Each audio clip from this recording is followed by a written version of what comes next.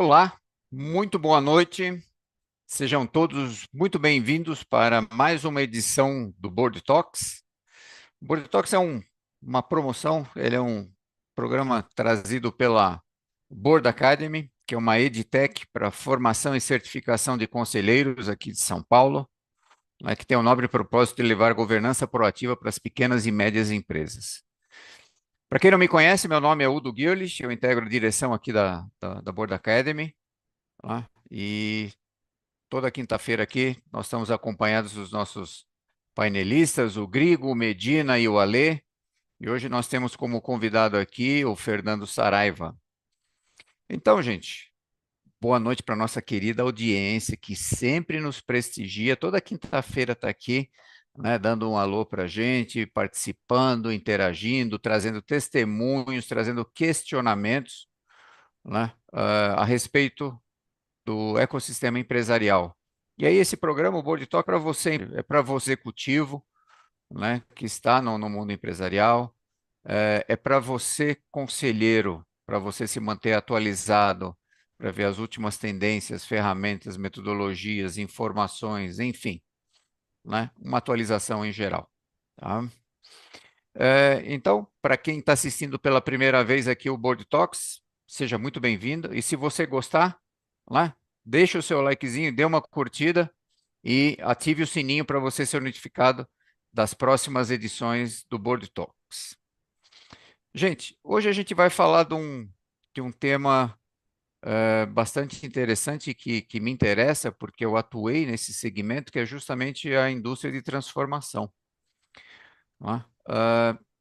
Fazendo uns levantamentos, o que a gente conseguiu constatar é que a indústria de transformação no Brasil, ao longo dos últimos 10 anos, ela infelizmente ela vem perdendo participação na geração do PIB. Né? Ela chegou meados dos anos 80, em 1985, a representar praticamente 36% do PIB brasileiro. E hoje em dia, nos últimos 10 anos, esse valor caiu para aproximadamente para perto de 11%. Quer dizer, é uma participação que vem decrescendo. Né? Não que está deixando que a indústria brasileira esteja produzindo menos, não é isso. Mas é que os outros segmentos, né, estão tendo uma maior representatividade, uma maior participação. Ó. A gente sabe que o Brasil, né, ele tem uma grande vocação para ser fornecedor de commodities, né, exportador de commodities, assim como minério de ferro, soja, algodão, celulose, né, e esses produtos, os produtos fim dessas commodities, elas acabam vindo mais barata quando são produzidas lá fora. Né? A gente sabe também que no Brasil, o empreender aqui no Brasil ele tem uma série de desafios, né? E aí a gente pode comentar muito por alto sobre algum deles, que é a questão tributária, a questão fiscal, a questão trabalhista, né? A questão de infraestrutura também impacta diretamente na competitividade das indústrias brasileiras, né? A logística do nosso país também tem impacto sobre isso. Né? Então, e foi nesse sentido, né, que também dando continuidade aí na nossa avaliação, na nossa pesquisa, que o governo federal lançou um novo programa. Né? E esse é um programa que veio aí através do Ministério do Desenvolvimento, Indústria e Comércio, o MDIC, né, que é comandado pelo Geraldo Alckmin, e esse programa se chama Programa Nova Indústria Brasil, ou NIB. Né? Eles estão prevendo aí recursos da ordem de 300 bilhões de reais para serem investidos, e esses recursos eles têm algumas missões, alguns segmentos. Né?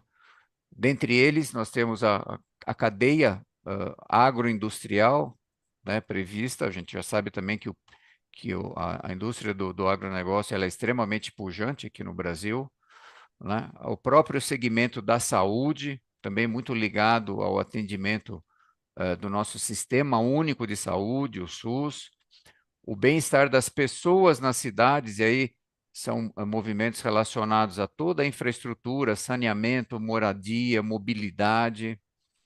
Tem um tema específico aqui que está muito ligado com o que a gente vai falar hoje, que é a transformação digital, tá? A bioeconomia, descarbonização, transição, seguranças energéticas também estarão previstas. E, por último, a própria área da defesa.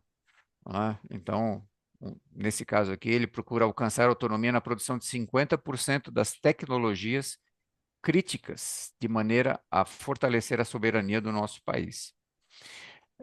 Por outro lado, gente, nós vemos que apesar ah, dessa desindustrialização que a gente percebe aqui no Brasil, alguns segmentos apresentam aí avanços bastante interessantes, né, relevantes, e a gente vai começar a debater isso um pouquinho com vocês, né? Estamos aguardando aqui as contribuições, as participações de vocês, né? Mas eu já gostaria de apresentar e trazer aqui para conversar com a gente o nosso convidado de hoje, o Fernando Saraiva, que é um colega aqui da Board Academy, né? Um executivo da Accenture. Então, Fernando, seja muito bem-vindo. A bola está contigo, Fernando. Obrigado, Udo, pela apresentação aí. Como o Udo disse, eu trabalho como executivo na Accenture, trabalho numa área na Accenture que nós chamamos de Industry X, que é basicamente a área que ajuda a transformação, ajuda as empresas a transformarem, principalmente a manufatura, né, os processos da indústria de transformação.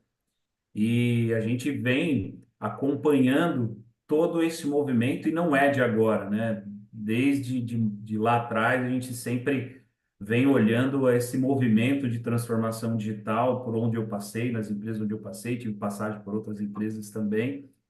E é um assunto que ele não começou agora, ele não vai terminar agora, e a gente tem muita coisa ainda para acontecer, principalmente no Brasil, né, que a gente precisa tanto desses investimentos aí na parte de transformação digital, né? Então, eu estou aqui para compartilhar o conhecimento nesse pouco tempo que a gente tem com vocês. Se a gente não conseguir discutir tudo, vai ter o meu contato aí, vocês podem, entrar em contato com a gente e vamos trocar essa ideia aqui.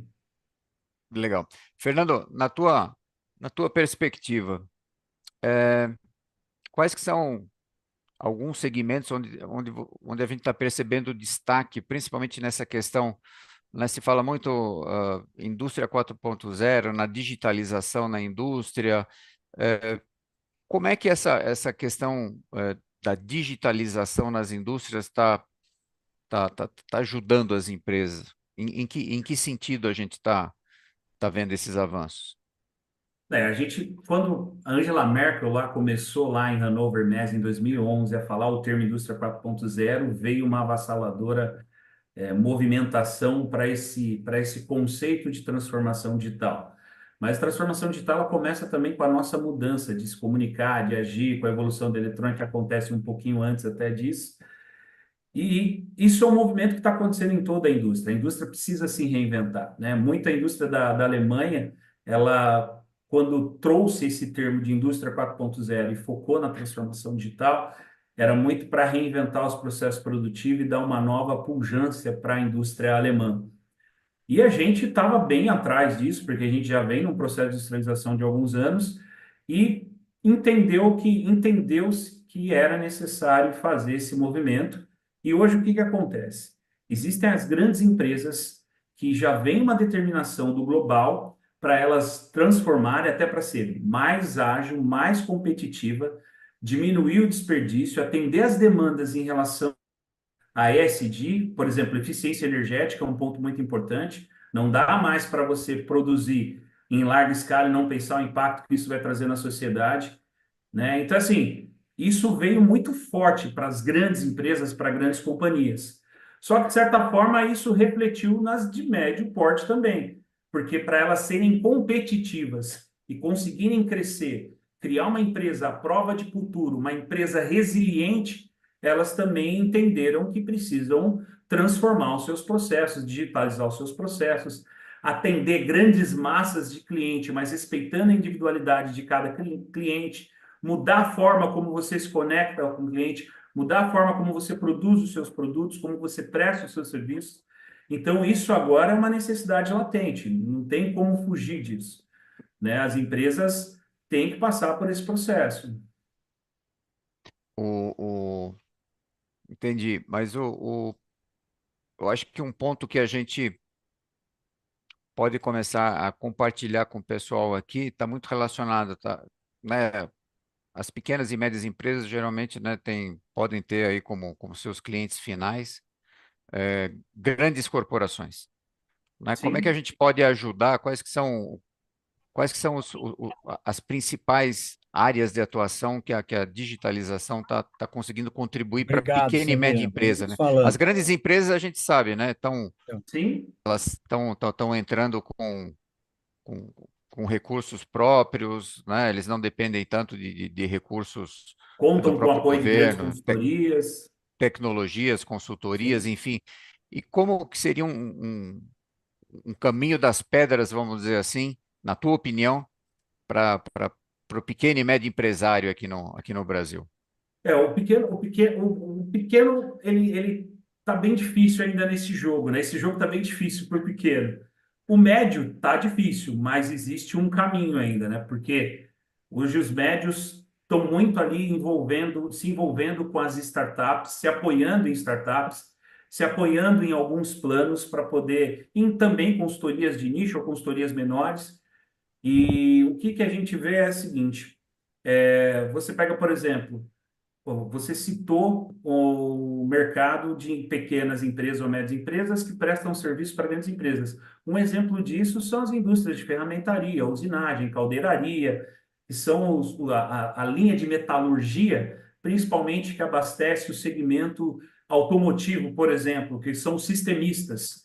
Os Uhum, sistemistas hoje estão precisando serem mais ágeis, estão precisando melhorar toda a parte de qualidade, atender num prazo, porque cada dia mais as montadoras estão pressionando o sistemista. Então, você tem hoje sistemista que eles estão investindo em automação, em robótica, em software, em gerenciamento, em inteligência artificial, em machine learning. É lógico, isso guardadas as proporções de cada tamanho de empresa.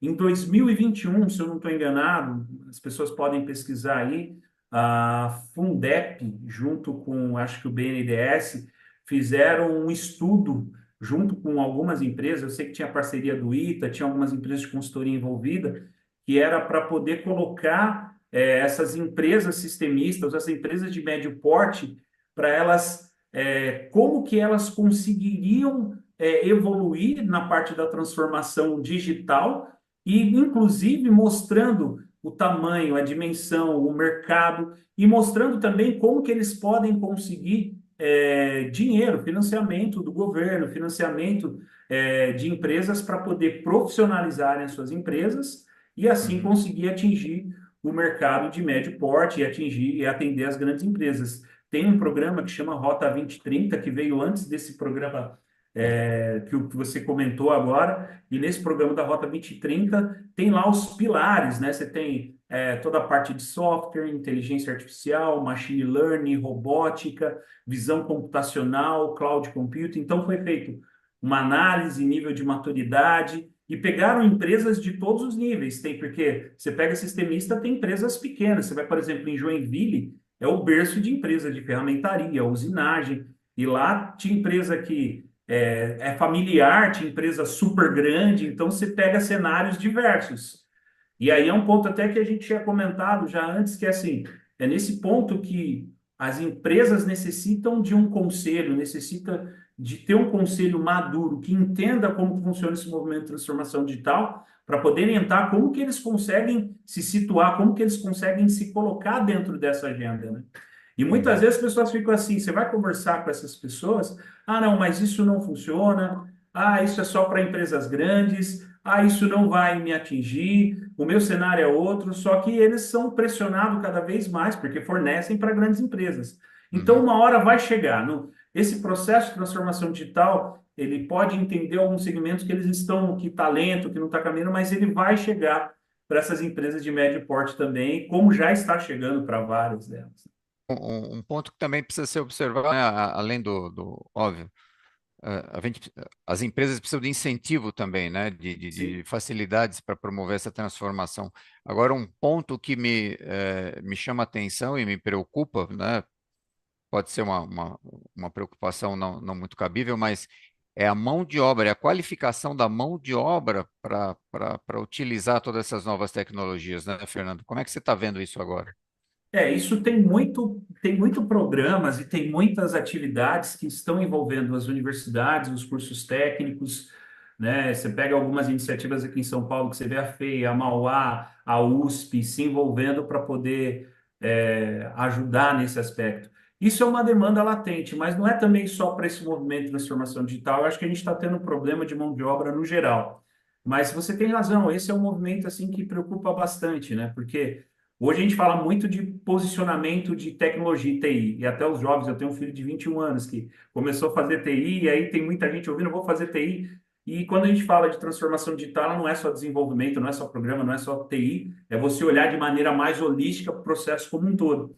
Então, assim, é um problema, mas é um problema para todos, assim, hoje eu vejo que tem algumas iniciativas, tem algumas empresas se organizando, a gente tem aí ainda uma presença tímida do governo nesse sentido, mas depende muito mais da procura das empresas por fazer parcerias com universidades, tem os hubs de inovação, as startups também estão ajudando muito esse movimento. Então, assim, mais uma vez, aí tem o conselheiro que vai ter uma visão holística, vai entender um pouco o papel do governo, entender um pouco o papel da universidade, o papel das startups, o papel das tech, e ele vai ajudar essas empresas como que ele vai se posicionar nesse cenário.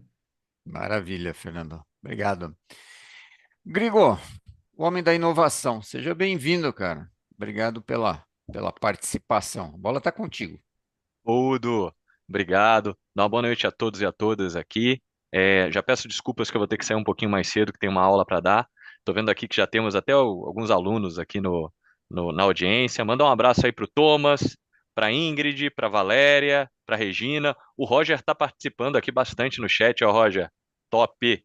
E fazer aquele pedido, né, Udo, que a gente faz, né, É isso sempre, aí. né? Ó, Dá aquele joinha lá se você está gostando do papo, se você gosta aqui do Acompanha o Board Talks, dá aquela curtida que ajuda essa mensagem chegar para muito mais gente, tá? Então, se puder curtir a gente, todo mundo aqui agradece bastante. Udo, fala. eu quero sempre trazer para a perspectiva, a gente pode sempre olhar o copo cheio, copo meio vazio ou copo Uhum. cheio. Eu gosto de tentar olhar assim, vamos olhar para frente, vamos olhar o que que a gente como conselheiro, como conselheira pode fazer, né? Então, essa provocação que eu vou tentar trazer com a perspectiva da inovação, né? É, Primeira coisa, você como conselheiro ou conselheira tem que estar atento, dentro da indústria, quais são as tecnologias que podem ajudar a indústria a ser mais eficiente ou a inovar, né? Então, nesse sentido, às vezes você pode estar numa indústria que não é ainda uma indústria tão grande, não tem problema, mas você dentro do conselho, ou como empresário, ou como liderança, pensar qual é a tecnologia? Por exemplo, inteligência artificial, né? Já está aí há muito tempo, mas já entrou numa discussão de conselho? Como é que pode ser utilizada? Por exemplo, próxima semana vou participar de um conselho que aconteceu exatamente isso. Uma indústria média, chegou o conselheiro e falou: olha, dá para você vir aqui e fazer uma palestra aqui, a gente conversar no conselho e ver se está no nível máximo de uso da IA? É legal, isso é uma atividade, é uma ação que você pode trazer. Trazer alguém de fora para uma reunião do conselho para Uhum. identificar, tem oportunidade aqui? Deixa eu ratificar, vamos ver se está tudo ok ou se tem oportunidade. Eu estou falando IA, mas pode ser outra coisa. A Uhum. IoT, né? O Fernando estava citando gêmeos digitais, que é um investimento grande, e aí você tem que pensar se vale a pena o retorno. Tem várias tecnologias. Primeiro ponto é esse. Segundo, Udo, Open Innovation. Você não vai fazer as coisas sozinho. Tudo Por mais sozinho, que né? você Não. seja. Não dá. Por mais que Já você foi o seja tempo. já foi o tempo. Então é, economia, é inovação mista, né? Você tem talvez o seu departamento, você pode ter a inovação dentro da empresa, mas você vai trabalhar com outros fornecedores, parceiros, startups, né? Então, no final, você tem que ter essa rede. como conselheiro, como é que você está trazendo isso para uma reunião de conselho? Ou como empresário, você conhece os veículos de inovação? Você já ouviu falar de CVC? Se não, não é de turismo, não, pessoal. Então, Sei lá. se você não conhece sobre CVC ou CVB, vale a pena começar a procurar aqui já. Anota aí, CVC e CVB. Uma empresa industrial, por exemplo, ela pode, a gente tem várias aqui, Gerdau, a própria Embraer, tem vários veículos de inovação como esse. Terceiro ponto, você conhece recursos e leis de benefício fiscal? Você está trazendo para dentro da tua empresa? Um que tem que estar no cinto de habilidade de vocês, aí, no toolkit de cada conselheiro, é a lei do bem. No mínimo, essa daqui você tem que saber. Verdade, Lei do verdade. bem. A empresa é SA, pessoal, lei do bem. Assim, é toda empresa. Eu entro no conselho, vejo lá SA, tem lei do bem.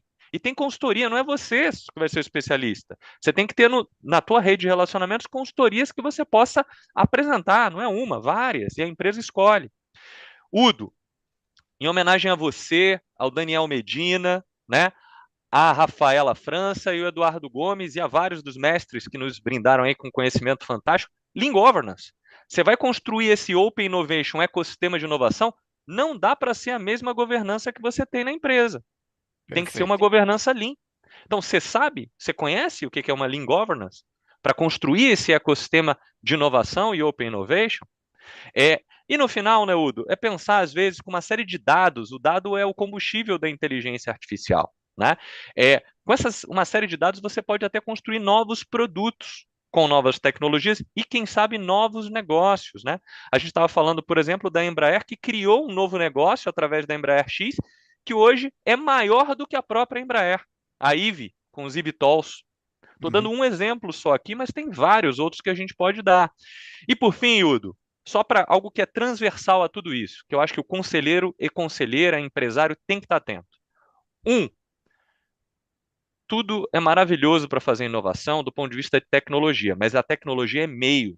Se você não focar nas pessoas através de treinamento, desenvolvimento, upskilling, reskilling das pessoas e na cultura, como que você tem uma cultura data-driven, uma cultura que está focada em dados, uma cultura que apoia a inovação, você não vai conseguir prosperar. Vai ser meio que um voo aí, né? Uhum. De galinha, vamos chamar assim, entre aspas. Então, seriam os dois pontos transversais que você, como conselheiro, também pode trazer para dentro da reunião de conselho e buscar desenvolver, que são alavancas estruturais. Devolvo para você, Udo. Legal, perfeito, Grigor. O que eu vejo é, só dando mais um tempero aí nessa discussão, está diretamente relacionado às pessoas, né, Grigor? Você está falando de, né, e o Fernando também falou de cultura das pessoas, de capacitação, treinamento, é, e aí cabe uma preocupação da própria empresa, né, em também olhar por esse lado e não simplesmente ter alguma tecnologia nova por ter. Né? Como o Fernando já falou no começo, a gente precisa ter aí isso tem que fazer necessariamente parte do planejamento estratégico da empresa para ela ver qual que é a melhor tecnologia, né? Como você falou, Grigo, traz o pessoal de fora para te mostrar o que que é cada uma das tecnologias, o que que é aplicável, o que que é não, o que que é viável, o que não é, que incentivos existem e quais não. Então, mas, de novo, um ponto que para mim é muito importante, né? E eu falo isso porque são as pessoas. E por que isso? Indústria. E eu tive oportunidade, né, de comparar o perfil do profissional brasileiro, da mão de obra brasileira, com a mão de obra de outros países. E o que fica muito claro, e que é uma vantagem que nós temos aqui no Brasil, né, é justamente a flexibilidade, a criatividade, né, e o comprometimento que o trabalhador brasileiro tem, principalmente na indústria. Né? Então, a gente precisa, eu acho que isso seria, para alavancar isso, seria justamente você dar a qualificação para esse pessoal, porque aí sim a competitividade aumenta bastante. É lógico, nós temos outros pontos a serem atacados, né? Como eu já mencionei no começo da minha fala, relacionados aí ao arcabouço legal, ao arcabouço jurídico, trabalhista, fiscal, enfim, tributário. Mas isso é o que a gente tem para hoje, a gente tem que, né, continuar avançando com isso que a gente tem aqui, tá certo? Vamos lá, Medina, seja Boa noite, bem-vindo. Udo. Boa noite, colegas todos. Eu tenho uma coisa, eu vou pegar o gancho de uma coisa que o Grigo falou e que o amigo Alexandre Boschi colocou aqui no chat. Eu já vou pegar isso, inclusive vou roubar a frase dele, tá? Do Alexandre. Mas antes disso, tem algumas perguntas muito boas aqui que eu vou passar aqui pro Fernando, que acho que vale a pena ele Vamos lá. endereçar. Tem duas do Aldino Engel. Uma é qual é o principal ou principais ofensores na formação de custos de transformação? Não sei se o Fernando consegue dar uma pincelada. Vamos lá. O maior ofensor, assim, quando a gente fala do processo de transformação digital, na verdade, tá? Eu acho que você passa por um ponto que o Grigor falou, que é a questão da cultura. Tem três pilares que eles são fundamentais que a gente falou aqui indiretamente, que é pessoas, processos e produtos ou serviços. Eles passam por isso. A gente comentou aí no início também que a gente não pode ficar fazendo implementação de tecnologias pela tecnologia. E a gente vê que lá atrás, quando começou esse movimento de indústria 4.0, saíram assim, ó, precisamos mudar as empresas e assim, as pessoas acharam, vamos virar uma chave e tem que ser indústria 4.0, transformar tudo, fazer a transformação digital virando uma chave. E aí começou a fazer um monte de POC. Então, pega uma tecnologia, faço uma POC e aí depois eu vejo como que vai acontecer. Esse, para mim, é um dos principais fatores. É você não enxergar aonde eu estou, o meu nível de maturidade, o para quê, o porquê e como isso está ligado à estratégia de negócio da companhia, ou da empresa, ou da organização. Então, a Accenture fez um estudo com mais de 600 empresas e ela conseguiu mapear que quase que 100% das empresas elas param ali em 31% ali, na verdade, das empresas de grande porte, elas param justamente na POC e não conseguem escalar. E o resto para tudo antes. Então, assim, pouquíssimas empresas conseguem escalar.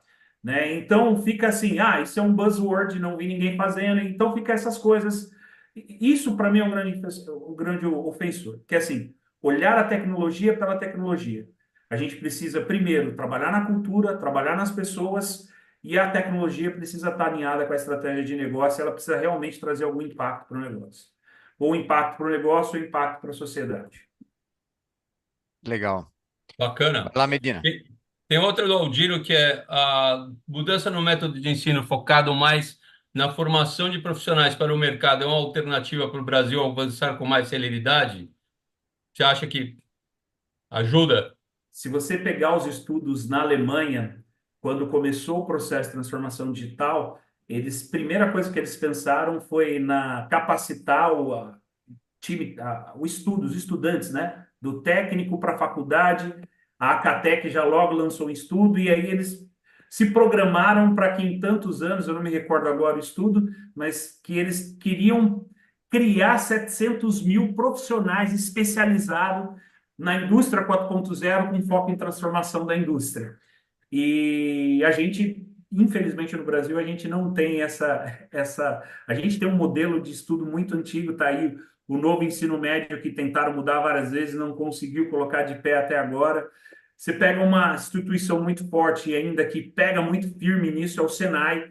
O Senai é muito forte, o Senai está ali na vanguarda aí há muitos anos, né? Eu sou fruto do Senai, eu devo muito do que eu conheço, da minha vida pelo Senai, né? Mas assim, é uma andorinha só. A gente precisava ter um movimento. Tem universidades hoje também que estão fazendo por conta própria, né? Ou criam laboratórios ou parcerias com grandes fabricantes, com grandes empresas. Mas no Brasil isso ainda é tímido ainda. A iniciativa a gente vê muito dos profissionais, pessoas querendo se colocar nesse mercado e ela busca conhecimento de diversas formas, com especialização, com intercâmbio, com troca de experiência com outras pessoas, mas a gente precisava ter um plano diretor educacional pensando em criar esse profissional do futuro agora, já no ensino médio, no curso técnico e na faculdade, para a gente cobrir uma demanda lá para frente. Boa. E aí eu acho que você já respondeu metade da pergunta do Paulo Eduardo Carvalho, a outra metade é o mesmo endereço aqui. A frase que eu ia roubar do Alexandre, que é um amigo: transformação digital não é tecnologia, é uma jornada de disfunção que parte da estratégia do negócio e busca a melhoria da experiência do cliente.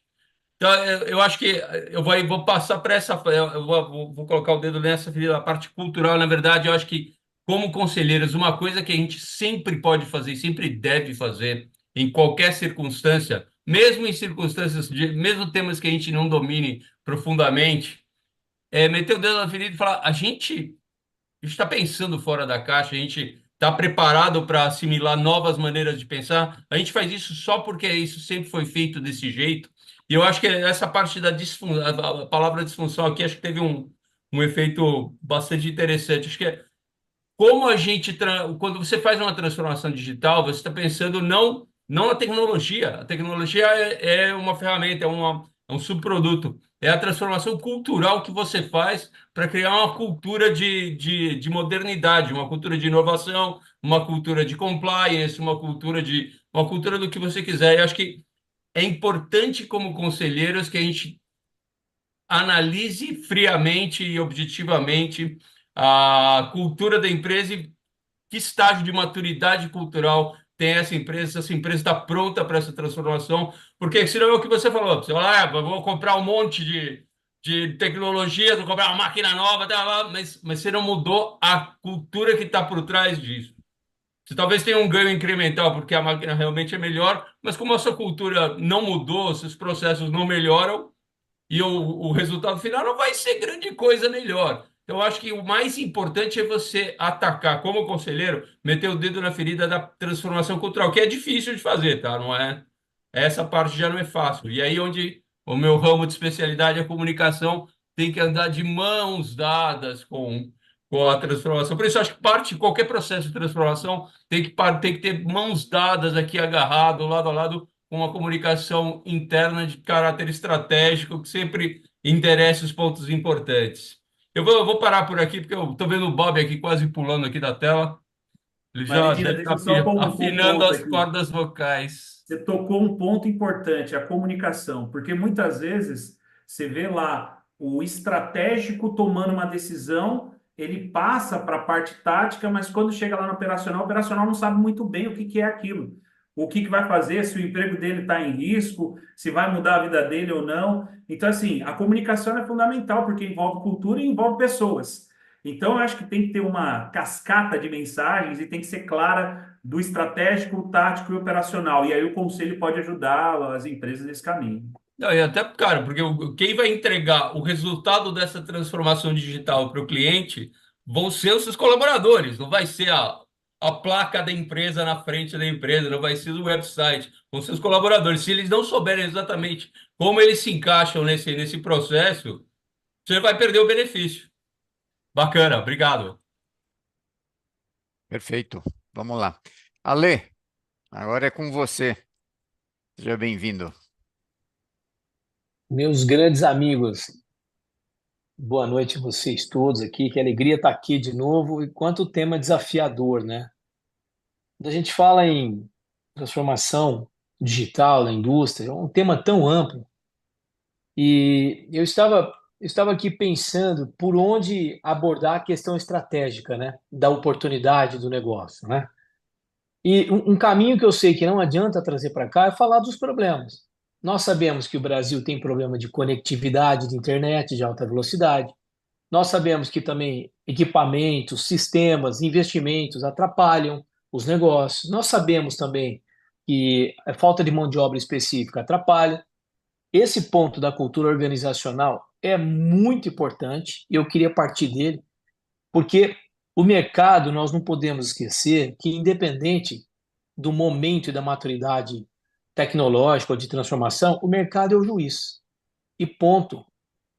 É o cliente que vai falar se você fica no jogo ou não. E o que a gente tem assistido nos últimos anos é que empresas, sim, que tratam a transformação de todo o ambiente, não só digital, com mais profissionalismo, têm ficado no mercado. Alguns exemplos, por exemplo, Nubank acabou de comemorar 100 milhões de clientes, pô.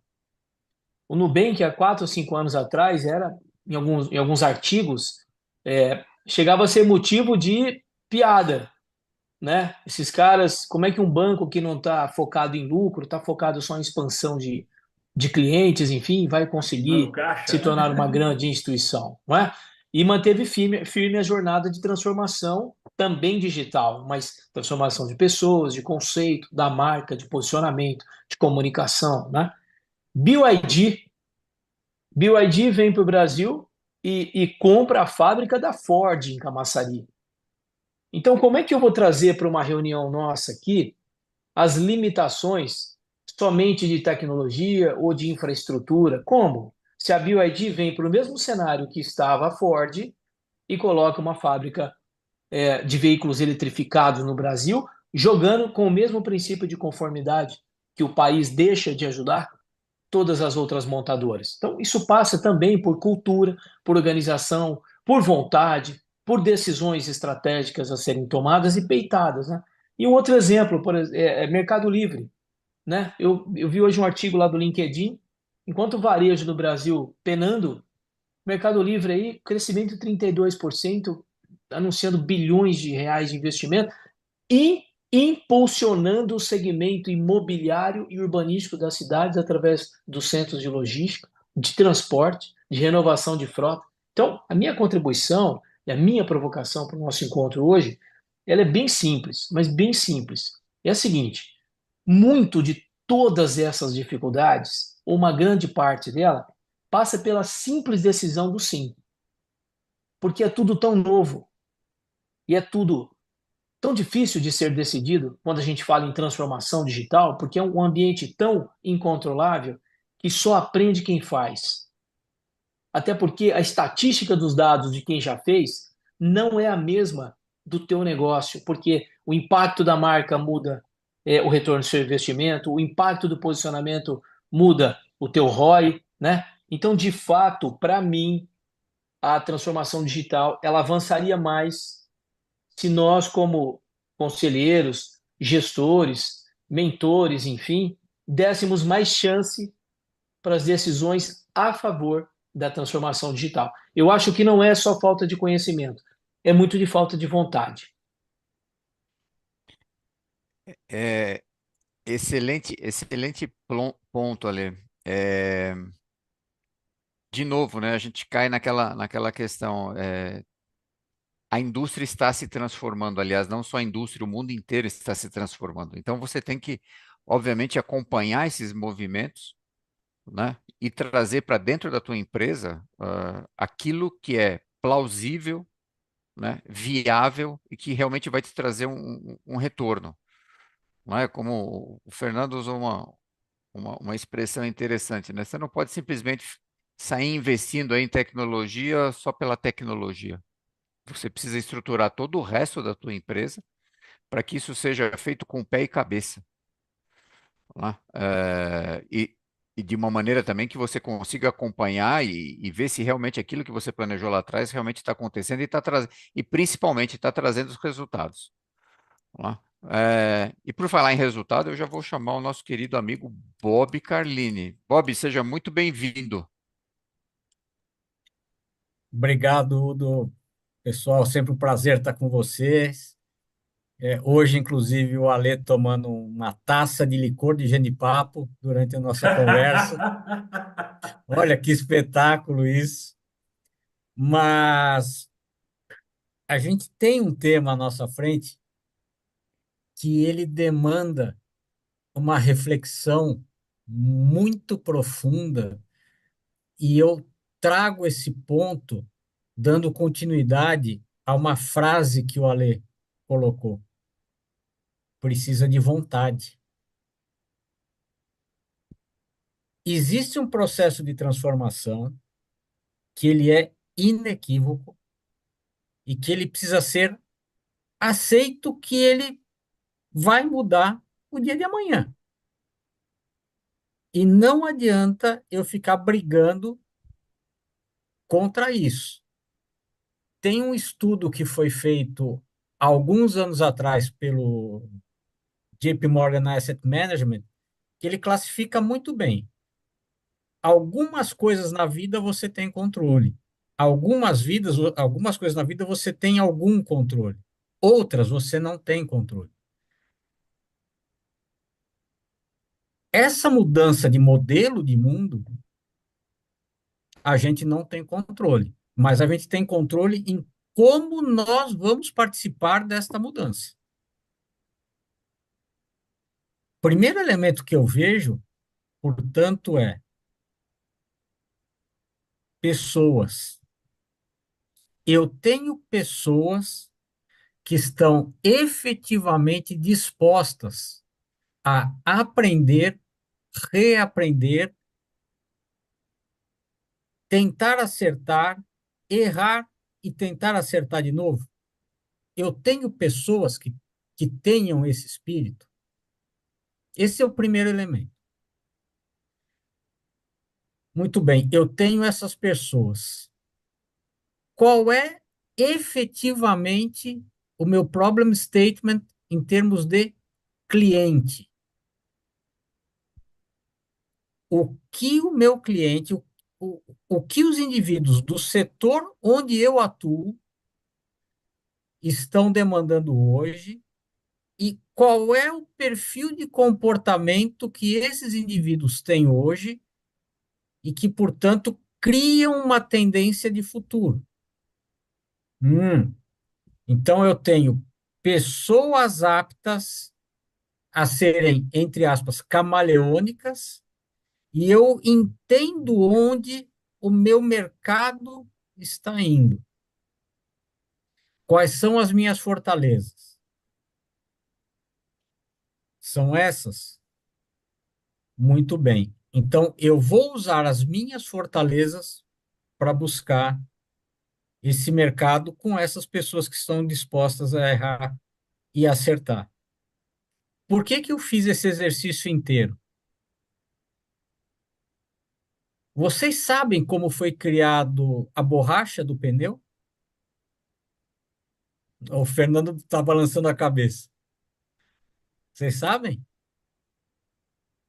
Se eu disser para vocês que foi feito num fogão de um kitnet nos Estados Unidos, com um senhor chamado Firestone, misturando componentes químicos com borracha, vocês acreditam?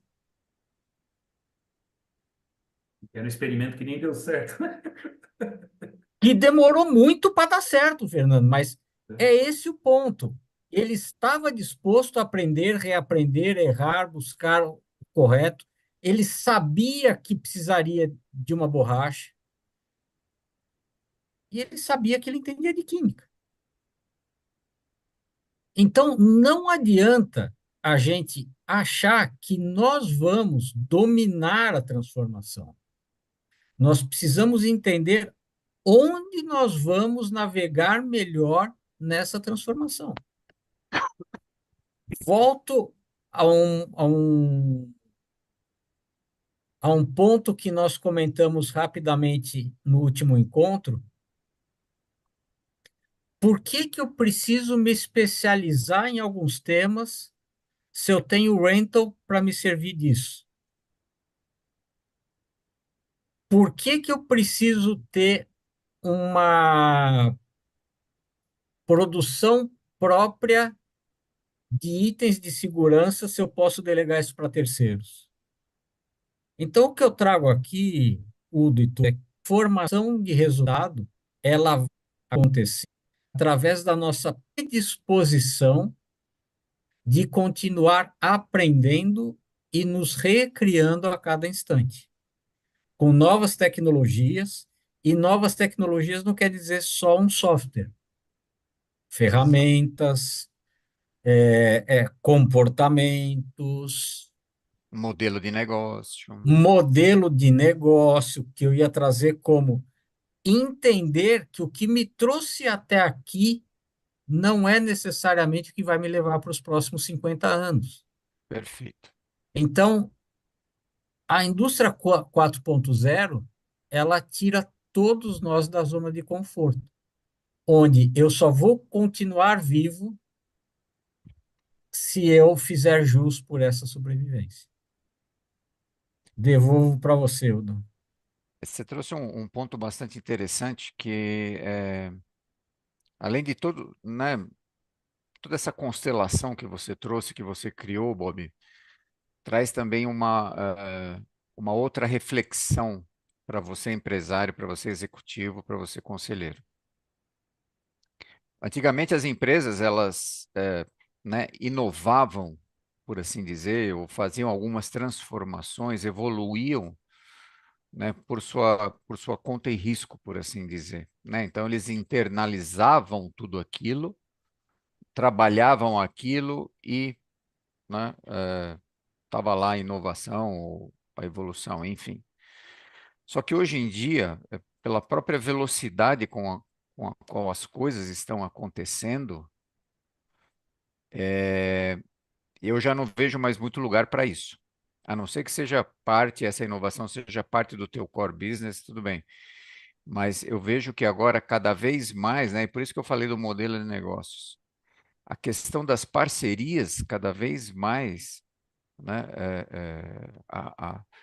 essa abertura para essa questão das parcerias, ela é muito importante. E aí eu vejo um ponto de atenção para as pequenas e médias empresas, principalmente aquelas que são familiares, onde ainda tem um fundador, tem aquela, né, tem aquele pragmatismo de atuação, de modelo de negócio, onde cada vez mais vai ser necessário uma abertura nesse sentido. Então, de novo, é a coragem, né, que ele teve lá atrás para empreender, é a coragem agora para atualizar também o seu modelo de negócio.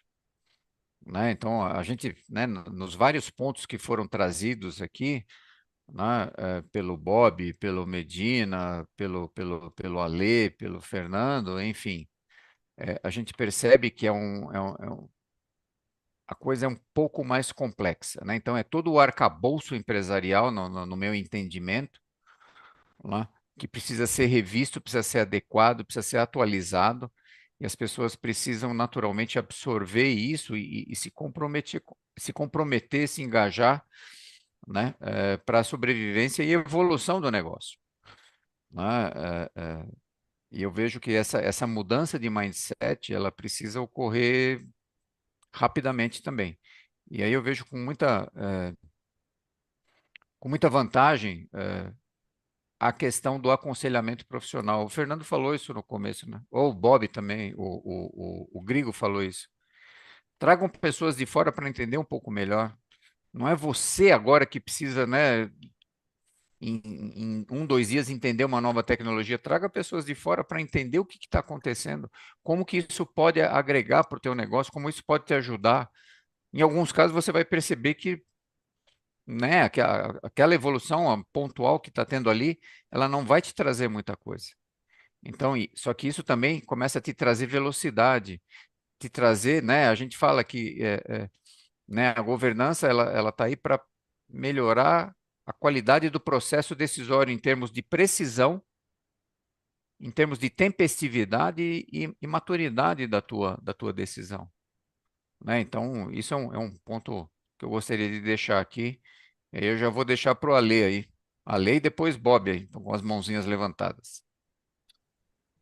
Aproveitando uma deixa do Bob e sua aqui, Udo, eu enxergo uma lógica, pelo menos nesses 30 anos que eu atuo como estrategista de empresas e segmentos diferentes, eu, eu enxerguei um padrão. Qual é o padrão que eu defendo? Primeiro, o ambiente, o ambiente transforma as pessoas. Não são as pessoas que transformam o ambiente. O ambiente transforma as pessoas, que transforma a cultura e que dá condição para que a organização promova movimentos de transformação. Então, de fato, essa lógica, se ela não for uma sequência, ela não acontece. Então, eu tenho que cuidar do ambiente da empresa, para que o ambiente motive as pessoas, para que essas pessoas construam essa nova cultura da transformação e as coisas aconteçam.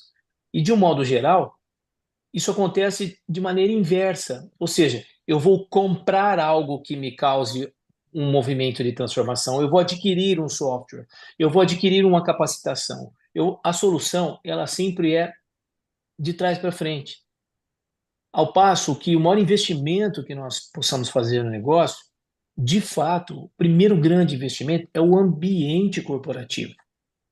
E quando a gente fala em ambiente, é até o comportamento, desde o sabonete no banheiro até o comportamento do teu departamento financeiro em tratar os teus fornecedores, por exemplo, no momento de dificuldade. Tudo tem que ser bom.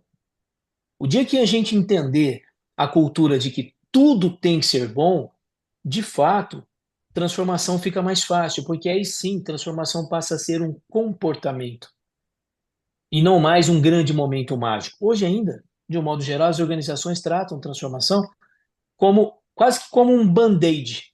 Estou com um problema ali, preciso transformar aquele local para que algo de bom aconteça. Então, minha visão e minha dica, de fato, é olha para dentro do ambiente, cara, do negócio inteiro. Se a empresa está estruturada, se o oxigênio está estruturado, se a linguagem está estruturada, se o olhar está estruturado, naturalmente a gente está pronto lá na frente para um processo de transformação. Legal. Valeu. Bob? O Ale tirou quase todas as palavras da minha boca. Não, é verdade. Mas eu só coloco um ponto adicional, né?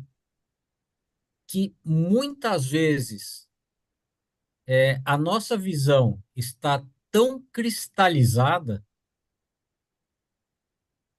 no status quo que nós não conseguimos ver a necessidade desse ciclo virtuoso que o Ale trouxe.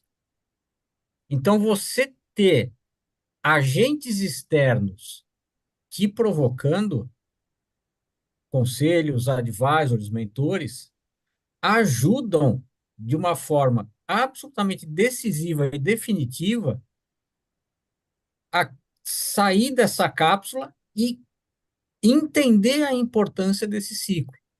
Mas sempre, e pegando a referência que você fez do empreendedor que fundou a empresa, que lá atrás teve a coragem, muitas vezes é necessário ter alguém para quebrar essa inércia e promover a reflexão para que exista o reconhecimento da necessidade e a aceitação de entrar nesse ciclo que o Ale trouxe. Ela só reforçou esse ponto. Obrigado. Não, legal. Muito bom, Bob. E aí vai muito no que o Luak trouxe aqui no chat, né? A transformação precisa ter como base o Business Continuity Plan, ou BCP, o Plano de Continuidade do Negócio, né? Um documento estratégico para garantir a sobrevivência e a continuidade das operações. Então é bem isso, né? Só que obviamente, esse BCP, ele precisa ter as portas abertas para receber tudo isso. Deixa eu colocar um ponto aqui. É assim, Vai lá, Fernando. eu comecei a trabalhar bem jovem também, tive muito tempo, eu não atuei a vida inteira em consultoria, atuei dos 14 até os meus 30 anos em chão de fábrica, de indústria, né? E as pessoas têm resistência ao novo, têm resistência às mudanças, e as mudanças elas vêm ocorrendo de uma forma e uma velocidade avassaladora. Isso assusta. Isso assusta as pessoas em qualquer esfera. O CEO, o gerenciamento médio, quem está no operacional. Crescer dói e o novo assusta. E quando a gente pegava lá, li um livro, por exemplo, Feitas para Durar. Pô, legal, um livro fantástico. Se você não leu, pode ler que vale muito a pena. Só que ele foi escrito no século passado, onde as empresas duravam 100 anos, 200 anos, era o mesmo mercado, o mesmo cliente, o mesmo processo. Aí você vem num cenário hoje que a gente teve toda a questão, falava-se há 10, 15 anos atrás sobre o mundo VUCA, depois o mundo VUCA, o resultado disso, o mundo BANI. Quando a gente pensava que, pô, estamos entendendo isso, vem uma pandemia, e aí acontece um monte de coisa que muda a forma como a gente vê o mundo, como a gente se comunica, como a gente se mexe, como a gente transforma, como a gente compra. Então a gente está passando por ciclos de inovação, ciclos de mudança, ciclos de transformações que antes aconteciam em 100 anos, em 150 anos, a gente está passando por esse ciclo em 3, 4, 5 anos. Isso vem assustando a gente. Então, assim, eu acredito que a gente, igual o Udo colocou aqui, que o povo brasileiro, a mão de obra brasileira é uma mão de obra boa. Eu acredito nisso. Eu sempre, quando eu dou palestra, falo para as pessoas, a gente não pode ter síndrome de vira-lata, não. Eu também já fui para a Alemanha, para a Holanda, para os Estados Unidos, e a gente tem gente tão boa ou melhor quanto tem em qualquer lugar. Então, assim, o que eu quero deixar aqui é assim, a transformação digital não acontece sem as pessoas. E a gente precisa estar centrado nas pessoas. Ah, tem inteligência artificial generativa. A inteligência artificial existe desde os anos 50, 60, quando começou a evolução lá do computador, já tinha todos esses estudos, mas sempre vai precisar de um humano para ensinar, um humano para trabalhar, um humano para treinar, porque a inteligência artificial por si só não faz nada. Mas a gente precisa ajudar as pessoas a enfrentarem esse medo do novo, a enfrentar essa dor do crescimento. E eu acho que esse time que está aqui, as pessoas que estão aqui, que são conselheiros, são empresários, elas precisam se apoiar umas nas outras e entender que a gente não faz nada sozinho. Acho que no Board Day do ano passado, o Walter Longo trouxe uma palestra interessante sobre o ecossistema. Isso muda totalmente a regra do jogo, porque até a competitividade, como que a gente interage, que vai um pouco de encontro com o que o Bob e o Ale falou. Se a gente não se encaixar, não se estruturar, a gente só vai ficar com medo e a gente não vai sair, não vai ter medo da dor, ter medo do novo e não vai sair do lugar. Boa, é bem isso mesmo, é o ecossistema de empresas, né, Fernando? E se as empresas hoje em dia não tiverem a coragem de furar essa bolha, né, elas vão ser engolidas no momento. Não é? Sim. Essa mentalidade ela precisa ser atualizada, e por isso que a gente fica aqui batendo tanto nessa tecla, né? Que o aconselhamento profissional ele traz, tem a sua efetividade, tem seus resultados, né? Tem tem a sua contribuição bastante efetiva nesse sentido, né? E de maneira também a agilizar todos esses processos, porque uma das palavras de ordem hoje em dia é velocidade. De novo, precisão, tempestividade e maturidade, gente.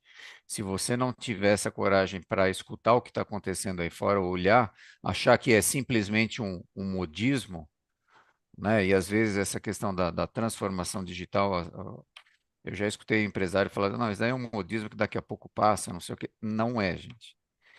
Esse foguete não tem ré, tá? O da SpaceX tem ré, mas esse daqui não tem, tá?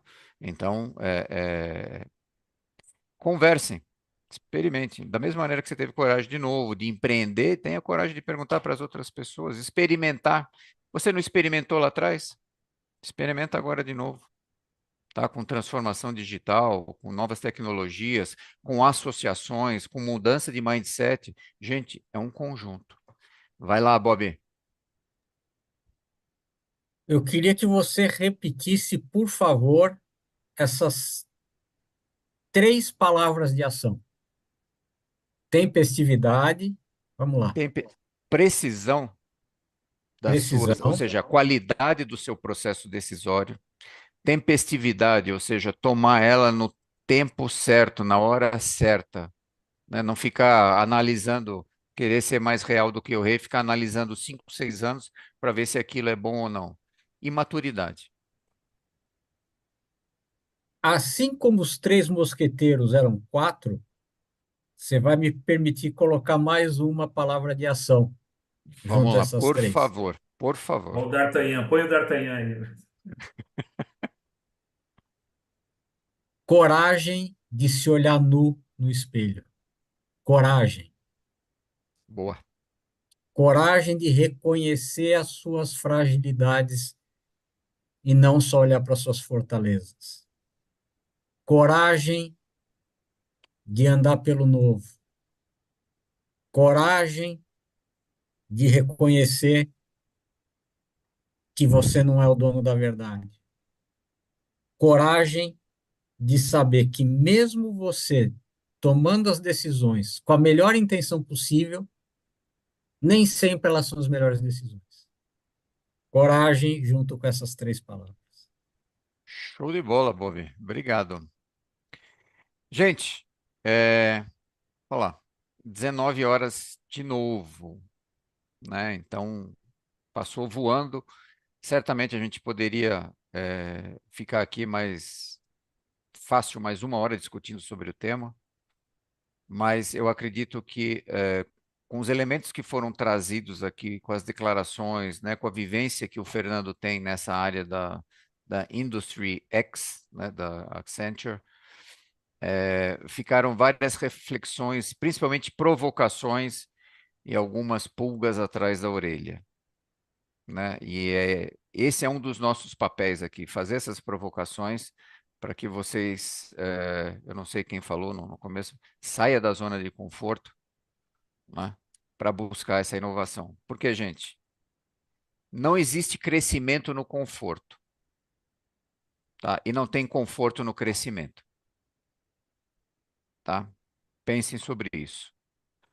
Fernando, em nome da Board Academy, eu gostaria de agradecer muitíssimo pela sua participação, né, pelos insights, pelas reflexões e pelos pontos que você trouxe aqui a respeito desse tema, né? Agradecer ao Bob, ao Alê, ao Medina e ao Grigo, que já tiveram que se ausentar por conta das formações da Board Academy, e agradecer imensamente para a nossa audiência, que hoje bombou aqui no chat, gente. Muito obrigado pelas considerações que vocês trouxeram, pelos testemunhos, né, e pelas provocações que a gente fez. E aí, se você gostou, deixa o likezinho lá para a gente, por favor, tá bom? E acione o sininho aí para as próximas edições, tá bom? Gente, então, um bom resto de quinta-feira para vocês e até a próxima. Tchau, tchau, um abraço.